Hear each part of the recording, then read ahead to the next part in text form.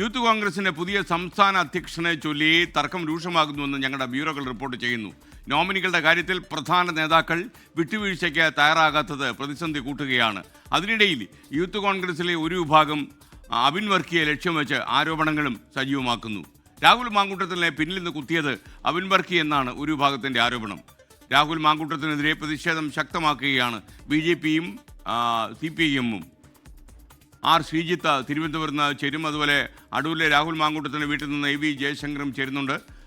മാത്രമല്ല പൊതുപരിപാടികളെല്ലാം ഇന്ന് രാഹുൽ മാങ്കൂട്ടത്തിൽ റദ്ദാക്കിയെന്നും വിവരമുണ്ട്. ശ്രീജിത്ത് ആദ്യം തിരുവനന്തപുരത്ത്. Good morning to both of you, Sreejith and Jayashankar. പറയൂ Sreejith. Good morning SKN. Rahul മാങ്കൂട്ടത്തിൻ്റെ നിയമസഭാംഗത്വം അടക്കമുള്ള കാര്യങ്ങൾ ഇപ്പോൾ തുലാസിലാണ്. അത്തരത്തിലുള്ള ചർച്ചകളും മറ്റും കോൺഗ്രസിൽ നടക്കുന്നുണ്ട്. എന്നാൽ ഇപ്പോൾ തർക്കം അതിനേക്കാൾ രൂക്ഷമായി നടക്കുന്നത് യൂത്ത് കോൺഗ്രസിൻ്റെ പുതിയ അധ്യക്ഷൻ ആര് എന്നതിനെ ചൊല്ലിയാണ്. യൂത്ത് കോൺഗ്രസ് അധ്യക്ഷനെ ചൊല്ലി ഓരോ നേതാക്കളും തങ്ങളുടെ നോമിനികളെ മുന്നോട്ട് വെച്ചിട്ടുണ്ടെങ്കിലും യൂത്ത് കോൺഗ്രസ് നേതൃത്വത്തിനകത്ത് തന്നെ ഇക്കാര്യത്തിൽ ഭിന്നാഭിപ്രായങ്ങളുണ്ട് എന്നാണ് വ്യക്തമാകുന്നത്. യൂത്ത് കോൺഗ്രസിന് ഇത്തവണത്തെ സംസ്ഥാന കമ്മിറ്റിയും സംസ്ഥാന നേതൃത്വവും തിരഞ്ഞെടുക്കപ്പെട്ട കമ്മിറ്റിയാണ്. അങ്ങനെ തിരഞ്ഞെടുക്കപ്പെട്ട കമ്മിറ്റിയിൽ രാഹുൽ മാങ്കൂട്ടത്തിന് പിന്നിൽ രണ്ടാമതായി ഏറ്റവും കൂടുതൽ വോട്ട് നേടിയ അബിൻ വർക്കിയെ പ്രസിഡന്റ് ആക്കണമെന്നാണ് രമേശ് ചെന്നിത്തല വാദിക്കുന്നത്. എന്നാൽ മറ്റു ചില പേരുകളാണ് KM അഭിജിത്തിൻ്റെ പേരാണ് MK രാഘവൻ MP മുന്നോട്ട് വെക്കുന്നത്. KC വേണുഗോപാൽ വിഭാഗം ബിനു ചുള്ളിൻ്റെ പേരും മുന്നോട്ട് വെക്കുന്നു. എന്നാൽ ഈ കാര്യത്തിലുള്ള തർക്കങ്ങൾ മുറുകുന്നു. 2 ദിവസത്തിനകം ഈ തീരുമാനമുണ്ടാകുമെന്നാണ് അറിയുന്നത്.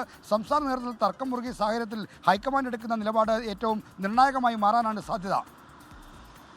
ശ്രീജിത്തെ, മറ്റൊരു കാര്യം, ഇപ്പോൾ രാഹുൽ MLA സ്ഥാനം രാജിവെക്കുന്നില്ല എന്നുള്ള തീരുമാനമായി കോൺഗ്രസ് മുന്നോട്ട് പോകുമ്പോൾ പാർട്ടിയിൽ തന്നെ ഒരു പ്രബല വിഭാഗം അദ്ദേഹത്തിൻ്റെ രാജി ആവശ്യമാണെന്ന ചിന്താഗതിയിലാണെന്ന് വിവരം ലഭിക്കുന്നു. രണ്ടുപേരും രണ്ട് സംഘമായി തിരിഞ്ഞ് ആളുകൾ രാജിവെക്കണ്ട എന്ന രീതിയിൽ വരുന്നു.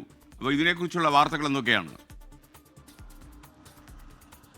SKN കടുത്ത തീരുമാനത്തിലേക്ക് പോകണം എന്ന അഭിപ്രായമാണ് കോൺഗ്രസിലെ ഒരു വിഭാഗം നേതാക്കന്മാർക്കുള്ളത്. അതായത് ആരോപണ വിധേയനായ രാഹുൽ മാങ്കൂട്ടത്തിൽ നിയമസഭാംഗത്വം രാജിവെച്ച് ഉയർന്ന മാതൃക കാണിക്കണം.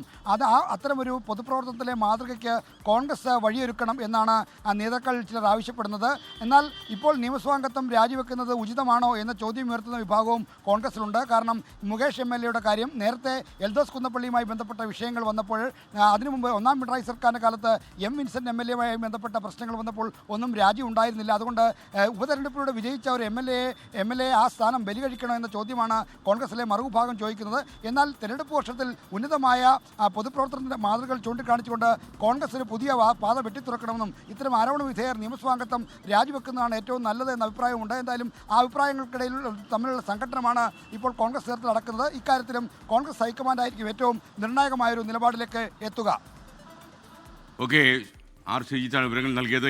ലോകത്തെവിടെയായാലും ഏത് സമയത്തും 24 വാർത്തകളും ഓഗ്മെന്റഡ് റിയാലിറ്റി പാക്കേജുകളും എക്സ്പ്ലെയിനറുകളും വിശദമായി കാണാൻ ഞങ്ങളുടെ YouTube ചാനൽ നിങ്ങൾക്ക് സബ്സ്ക്രൈബ് ചെയ്യാം.